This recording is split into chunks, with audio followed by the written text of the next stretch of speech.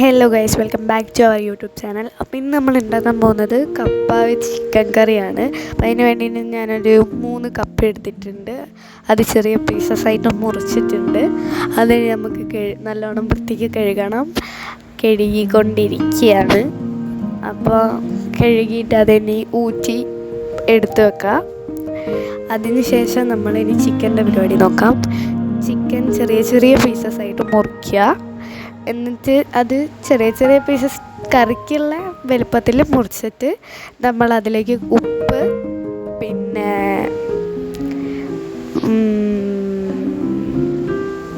മഞ്ഞൾപ്പൊടി, മുളക് പൊടി,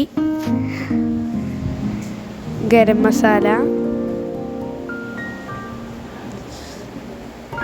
പിന്നെ മല്ലിപ്പൊടിയാണ്, പിന്നെ കുരുമുളക് പൊടി, പിന്നെ വെള്ളം ആവശ്യത്തിന് ചേർത്ത് നമുക്ക് നല്ലോണം മിക്സ് ചെയ്തെടുക്കാം. അതിനുശേഷം അത് നമുക്കെടുത്ത് മാറ്റി വെക്കാം. ഇനി ഞാനിവിടെ 3 തക്കാളിയും 4 സവാളയും എടുത്തിട്ടുണ്ട്.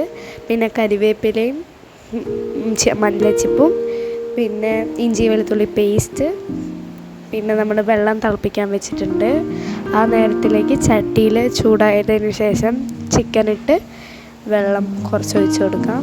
എന്നിട്ട് അത് നല്ല രീതിക്ക് വേവിക്കാൻ പിന്നെ അതിലേക്ക് ഉപ്പും ആവശ്യത്തിന് ചേർക്കുക.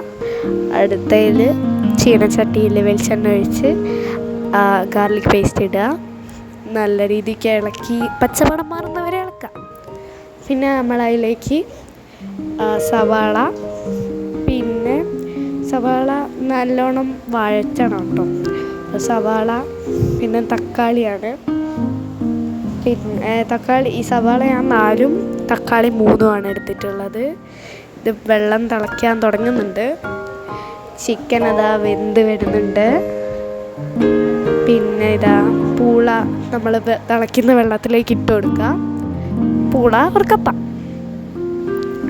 അങ്ങനെ അപ്പോൾ അതൊക്കെ നല്ലോണം വഴറ്റി വന്നിട്ടുണ്ട്. ഇനി നമുക്കതിലേക്ക് പൂള നല്ലോണം ഇളക്കി കൊടുക്കുകയാണ്. ഇനി നമുക്കതിലേക്ക് തക്കാളി ചേർക്കാം. തക്കാളി അതും നല്ല രീതിക്ക് ഇളക്കി മിക്സ് ചെയ്തതിന് ശേഷം പിന്നെ പൂള അപ്പോഴത്തേക്ക് നല്ല രീതിക്ക് തിളച്ചിട്ടുണ്ട്. മഞ്ഞൾപ്പൊടി, മുളക് പൊടി, പിന്നെ ഗരം മസാല, മല്ലിപ്പൊടി, കുരുമുളക് പൊടി, അതൊക്കെ ഇട്ട് നല്ല രീതിക്ക് ഇളക്കി കൊടുക്കാം. അപ്പോഴത്തേക്ക് ചിക്കൻ നല്ലോണം വേവുന്നുണ്ട് കേട്ടോ അവിടെ.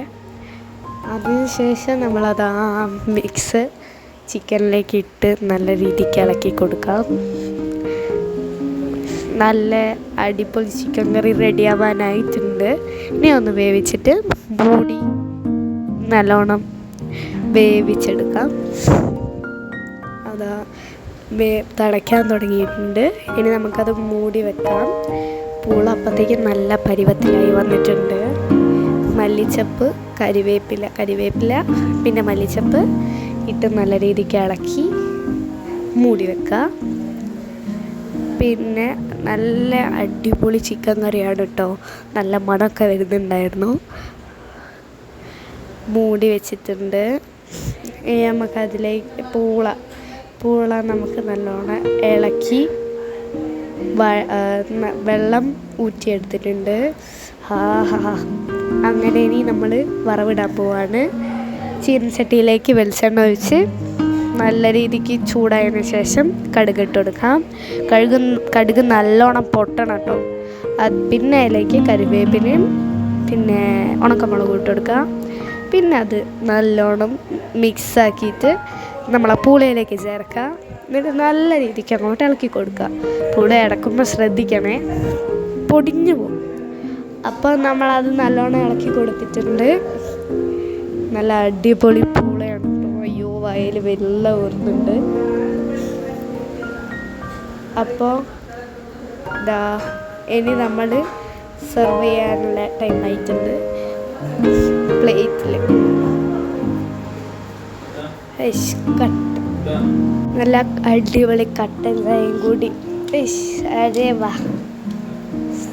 പിന്നെ പുറത്ത് നല്ല മഴയും പെയ്യുന്നുണ്ട് കേട്ടോ. അപ്പോൾ ഫുൾ സൂപ്പർ വൈബാണ്. അതാ പൂളയും ചിക്കൻ കറിയും കട്ടച്ചായയും. നല്ല മഴയാണ് കേട്ടോ പുറത്ത്. അയ്യോ എന്ത് തണുപ്പിൽ അങ്ങനെ ചൂട് കട്ടൻ ചായയും ചൂട് പൂളയും ചിക്കൻ കറിയും സൂപ്പർ.